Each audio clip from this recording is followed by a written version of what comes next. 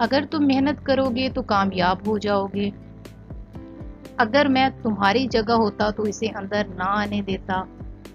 अगर मैं गरीब होता तो गरीबों की मदद करता। इस किस्म के सेंटेंस जब आप सुनते हैं तो आप इसको इंग्लिश में कैसे ट्रांसलेट करते हैं, या आपने जब इसको बोलना होता है तो आप इस किस्म के सेंटेंस को कैसे इंग्लिश में बोलते हैं। सबसे पहले तो हमें ये जानना होता है कि ये सेंटेंस की कौन सी टाइप है। आप जब भी इंग्लिश का कोई पैराग्राफ लिखते हैं तो आप उसमें डिफरेंट सेंटेंस यूज कर रहे होते हैं, different types of sentence use कर रहे होते हैं। जब डिफरेंट टाइप्स ऑफ सेंटेंस के फार्मूला आपको पता होता है तो आप उसको इजीली ट्रांसलेट कर पाते हैं कि इसके अंदर कौन सी वर्ब की फॉर्म यूज हो रही है, कौन सा हेल्पिंग वर्ब जो है वो यूज हो रहा है जो इस किस्म के सेंटेंस को बना रहा है। और इसके अलावा कुछ बेसिक हमारे रॉन्ग कॉन्सेप्ट बने हुए होते हैं जिनको हम रूटीन में यूज कर रहे होते हैं और वो ग्रामेटिकली बिल्कुल ही गलत होते हैं और उनका मतलब भी कुछ और निकल रहा होता है। तो इस किस्म के सेंटेंस की टाइप को आपके सामने पेश करना और फिर इसके फार्मूला पर बात करना और इसमें कुछ जो मिस्टेक्स होती हैं उनको जो है वो करेक्ट करना, जो हमारे कुछ रॉन्ग कॉन्सेप्ट बने होते हैं उनको करेक्ट करना, तो मेरी इन वीडियोस का यही मकसद होता है। तो आज हम इस किस्म की टाइप के सेंटेंस पर बात करेंगे, इसके फार्मूला पर बात करेंगे, ये कौन सी टाइप के सेंटेंस है। तो आखिर तक वीडियो को देखते रहें, इंशाल्लाह it will be useful for you. So बढ़ते हैं मेन वीडियो की तरफ। इस किस्म के सेंटेंस को कंडीशनल सेंटेंसेस कहते हैं। क्या कहते हैं? Conditional sentences. अब देखते हैं कि इनको ऐसे सेंटेंस को ट्रांसलेट करने के मेन पॉइंट्स क्या होते हैं। सबसे पहले तो हम ये समझेंगे कि कंडीशनल सेंटेंस होते क्या हैं। इन जुमलों के दो हिस्से होते हैं। पहले हिस्से में जो है वो एक शर्त दी हुई होती है, यानी कि पहला सेंटेंस जो होता है वो शर्त वाला होता है जिसमें लफ्ज इस्तेमाल होता है अगर, और ये हिस्सा जो होता है वो अगर से शुरू होता है और दूसरा हिस्सा जज़ा पर मुश्तमिल होता है और ये तो से शुरू होता है। एग्जाम्पल देख लेते हैं। अगर वो मेहनत करता तो पास हो जाता। अब ये जो पार्ट है ये एक कंडीशन पर डिपेंड कर रहा है और ये जो पार्ट है ये आगे रिवॉर्ड पर जो है वो डिपेंड कर रहा है। तो जो सेंटेंस कंडीशन पर डिपेंड कर रहा है वो अगर से स्टार्ट हो रहा है और जो सेंटेंस रिवॉर्ड पर जो है वो बेस कर रहा है वो तो से स्टार्ट हो रहा है। तो इस किस्म के सेंटेंसेस जब आपके सामने आते हैं तो फर्स्ट ऑफ ऑल तो आपको ये समझना होता है कि ये किस टाइप के सेंटेंस हैं। पॉइंट्स नंबर 2 देख लेते हैं कि जो कंडीशनल सेंटेंस होते हैं वो 3 तरह के होते हैं। अच्छा, एक बात मैं आपको बताती चलूं कि ये वीडियो थोड़ी सी लेंथी हो जाएगी। हमारे चैनल पर जो मैक्सिमम वीडियोस होती हैं वो 8 to 9 मिनट्स पर जो है उनका टाइम ड्यूरेशन होता है। तो ये वाली जो वीडियो होगी इसका थोड़ा सा ड्यूरेशन बढ़ जाएगा क्योंकि इसमें हम कंडीशनल सेंटेंस की 3 टाइप्स को जो है वो डिस्कस करने वाले हैं। तो अगर हमने इसको ब्रीफली समझना है तो हमें थोड़ी सी वीडियो का ड्यूरेशन बढ़ाना पड़ेगा। तो आपको थोड़ी सी जो है वो जहमत करनी पड़ेगी, उसके लिए मैं पहले ही माजरत ख्वाह। तो चलिए आगे देखते हैं। अब तो का जो एक ये कॉन्सेप्ट जो हमारे पास बना हुआ होता है कि हम जब भी कोई बात करते हैं तो हम यानी कि जब हमने तो का लफ्ज यूज करना होता है तो हम देन का लफ्ज यूज कर देते हैं। तो के लिए देन का लफ्ज यहाँ पर यूज करना मना है, मतलब रॉन्ग कॉन्सेप्ट है कि अगर आप एक कंडीशनल सेंटेंस में जब आप तो को जो है वो देन के साथ ट्रांसलेट करते हैं तो ये रॉन्ग है। अब सबसे पहले बात कर लेते हैं कि टाइप नंबर 1, यानी कि टाइप नंबर 1 जो है कंडीशनल सेंटेंस की, उसका फार्मूला क्या होता है। टाइप नंबर 1 जो है इसमें हमने जो हमारा पार्ट नंबर 1 है, यानी कि जो हमारा कंडीशनल जो पार्ट है सेंटेंस का, उसमें हमने प्रेजेंट टेंस को यूज करना है, सिंपल प्रेजेंट को, और जो सेकंड है उसको हमने यूज करना है, यानी कि जो रिवॉर्ड वाला पार्ट है उसमें हमने फ्यूचर टेंस को यूज करना है।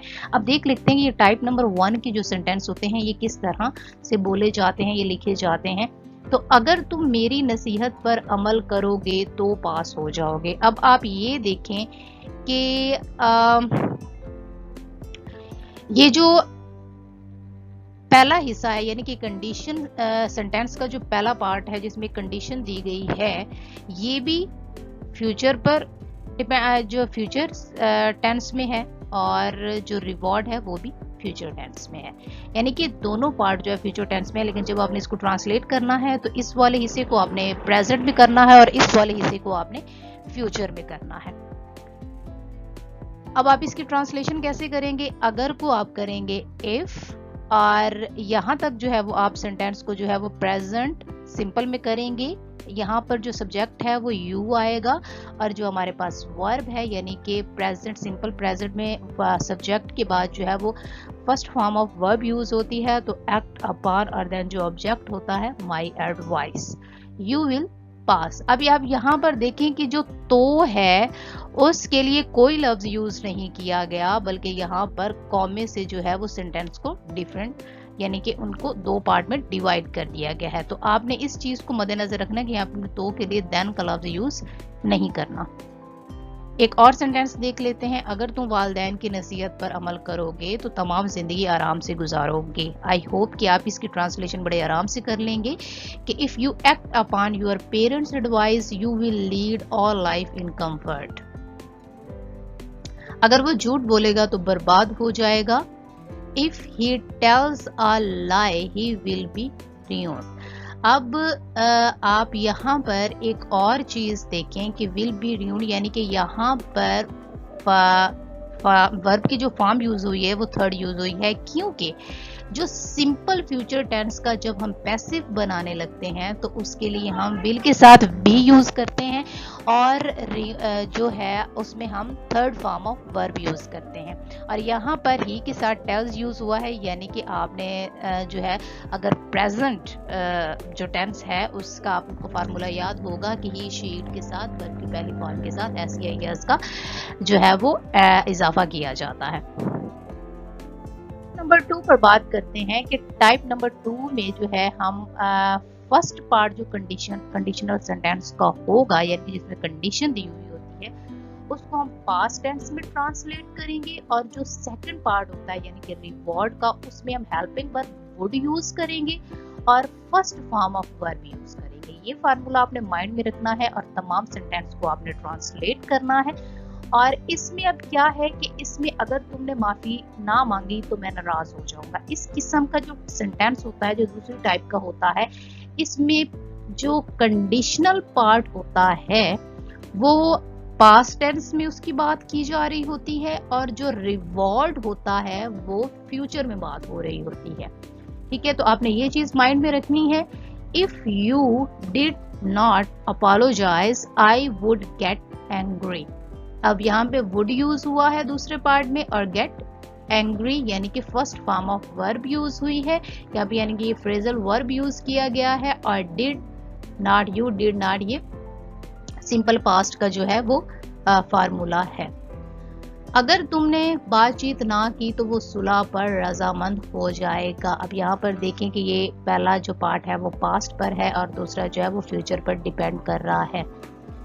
If you did not enter into dialogue, he would agree to make compromise। अब यहाँ पर आपने एक और चीज को भी जो है वो सामने रखना है कि ऐसे बहुत सारे जब आप किसी भी सेंटेंस को ट्रांसलेट कर रहे होते हैं तो आपके सामने बहुत सारी वोकैबुलरी भी जो है वो आपकी एनहांस हो रही होती है। तो आप यहाँ पे अब बातचीत ना की यानी कि जब किसी से बातचीत ना करना होता है तो नॉट इंटर इनटू डायलॉग, इसकी वोकैबुलरी ये हो सकती है, यानी कि आप इसको इडियम्स भी कह सकते हैं जो डिफरेंट वर्ड से मिलकर बना हुआ होता है। अगर तुमने उस्तादों की इज्जत की, अगर तुमने उस्तादों की इज्जत की तो इज्जत पाओगे। अब यहाँ पर ये थोड़ा सा सेंटेंस है, अगर तुमने उस्तादों की इज्जत की तो इज्जत पाओगे। यहाँ पे थोड़ी सी इसको लिखने में गलती हो गई, यहाँ पे की का लफ्ज यूज करना था जी। If you respected the teachers you would be respected. अब यहाँ पर वुड बी रिस्पेक्टेड यानी कि third form of verb use की गई, यहाँ पर फिर पैसिव का जिक्र आ गया है। अब यहाँ पर हम बात करते हैं टाइप 3 की। सबसे पहले हम देखते हैं सेंटेंस कैसा होता है। अगर तुम तेज दौड़ते तो वक्त पर कॉलेज पहुंच जाते। अब देखें, अगर तुम तेज दौड़ते, अब यहाँ पर आपने ते को देख के इसको जो है ना वो प्रेजेंट नहीं समझ लेना, सेंटेंस के कॉन्सेप्ट को समझें। अगर तुम तेज दौड़ते तो वक्त पर कॉलेज पहुंच जाते मीन्स कि जब ये बात हो रही है तो तेज दौड़ा भी जा चुका है और कॉलेज पहुंचने का वक्त भी गुजर चुका है, यानी कि एक बात कंप्लीट हो चुकी है पास्ट के अंदर। तो अब आपने इसको ट्रांसलेट कैसे करना है कि ये किस टेंस का सेंटेंस है, ये पास्ट परफेक्ट का है।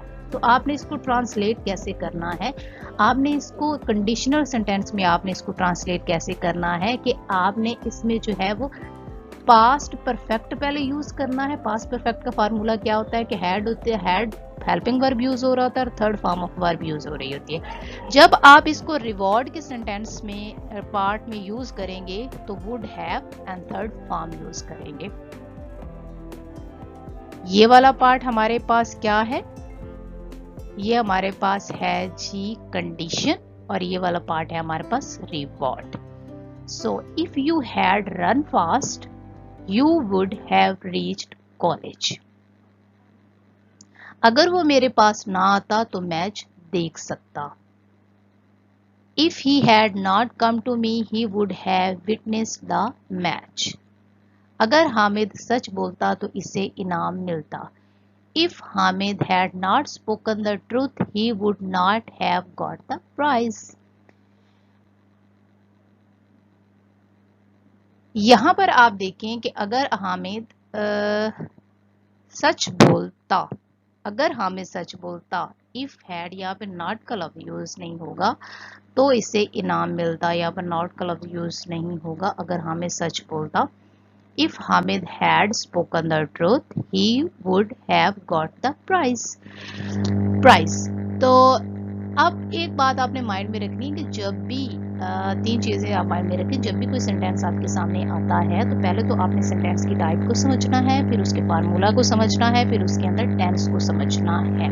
हम हमेशा यही पढ़ते आते हैं कि जी जिस सेंटेंस के एंड पे ता ती आ जाता है तो वो प्रेजेंट बन जाता है और जिसके एंड पे गा गी आ जाता है तो वो फ्यूचर बन जाता है। ये कंडीशन किस सिचुएशन में अप्लाई होती है इसको भी समझना बहुत जरूरी होता है। तो हमने थोड़े अपने कॉन्सेप्ट आगे चल के क्लियर करने होते हैं। तो मेरी जो ये वीडियो है ये थोड़ा सा सिंपल सी अगले लेवल की वीडियोस में बना रही हूँ कि आप एडवांस कॉन्सेप्ट की तरफ चलें। आप जब भी इंग्लिश की ग्रामर को समझते हैं तो आप उसके कॉन्सेप्ट की तरफ चलें। अगर आप इन वीडियोस को जो है वो लगातार देख रहे हैं तो आई एश्योर यू कि आप अपनी इंग्लिश को बेहतर बना पाएंगे। कि मैं इन वीडियोस को जो है वो तरतीब इस तरह से दे रही हूँ कि जो हम रूटीन में यूज कर रहे होते हैं, ये जो हमारे कॉन्सेप्ट गलत होते हैं उनको हम इंग्लिश ग्रामर में जो है वो ठीक कर पाए। English language not a difficult language, it is easy language, but सबसे पहले हमें इसकी तरफ कंप्लीटली डिटर्मिनेशन दिखानी होगी, हमें डिटरमाइन होना होगा इसकी तरफ। देन हम जो है वो इसको जो है वो सीख सकते हैं और इंग्लिश लैंग्वेज को सीखना बहुत ज़रूरी है। बहरहाल आज का ये जो हमने लेक्चर लिया इसमें हमने कंडीशनल सेंटेंस को जो है वो डिस्कस किया और कंडीशनल सेंटेंस के 3 टाइप्स होती हैं और इसके 2 पार्ट होते हैं। एक पार्ट जो होता है वो कंडीशन पर डिपेंड कर रहा होता है, दूसरा जो होता है वो रिवॉर्ड पर होता है। तो जब डिफरेंट टेंस की सूरत में हम जब इसको ट्रांसलेट करते हैं तो उसमें हेल्पिंग वर्ब और फॉर्म ऑफ वर्ब चेंज हो रही होती है। तो आपने इनके फार्मूला को जो है वो मद्देनजर रखना है। ये जो है वो आपके सामने एक असाइनमेंट है। आप जो है आप इसके फार्मूला को सामने रखते हुए इसको कमेंट सेक्शन में ट्रांसलेट करें। अगर ये वीडियो आपको पसंद आई है तो इसको लाइक भी करें, शेयर भी करें, कमेंट भी करें और चैनल को सब्सक्राइब करना तो बिल्कुल मत भूलें। इंशाल्लाह नेक्स्ट वीडियो में एक और अच्छे से ग्रामर कॉन्सेप्ट के साथ आपके सामने जो है वो वीडियो लेके आती हूँ। तब तक के लिए मुझे दीजिए इजाज़त। अल्लाह हाफिज़।